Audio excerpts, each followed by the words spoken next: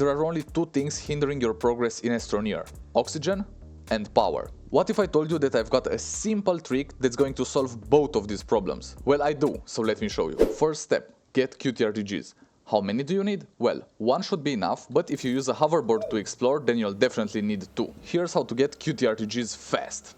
First strategy that I recommend is missions. Some early game missions award you with QTRTGs, so focus on these first. Now, if you don't see any of them, then keep completing missions and they'll eventually pop up.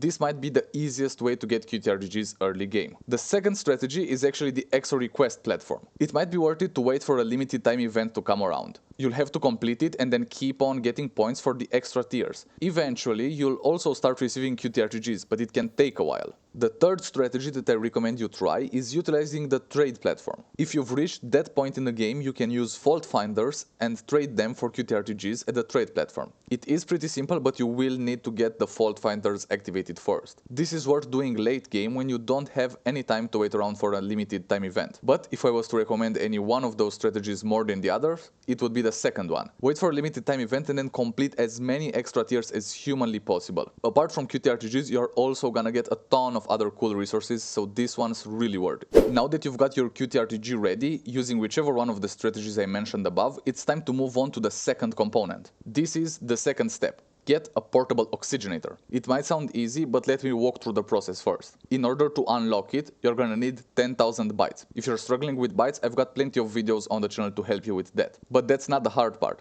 In order to craft one, you are gonna need a nanocarbon alloy. This is part of the reason why I said the second strategy to get the QTRTGs works best, because while doing that, you will inevitably also get nanocarbon alloy from the limited time events. So if you go that route, you can solve both of these problems at once. If you don't, then you're gonna need to craft the nanocarbon alloy, and of course I also have videos on that too. But anyway, you're gonna need 10,000 bytes and a nanocarbon alloy for this. Once you craft your portable oxygenator, add it to your backpack next to the QTRTGs. But let's say you don't have a hoverboard and you're only using one QTRTG. What I usually like to do is I place my portable oxygenator up here, so I can easily turn it on and off using the C and V keys on my keyboard. This makes it much easier, and you're only gonna need one QTRTG. This definitely solves your oxygen problems. But what about power?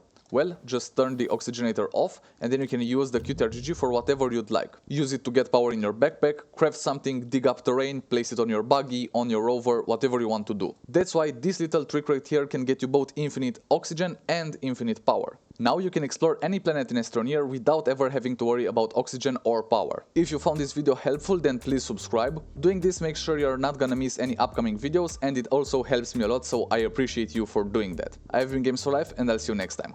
Cheers, Astroneers!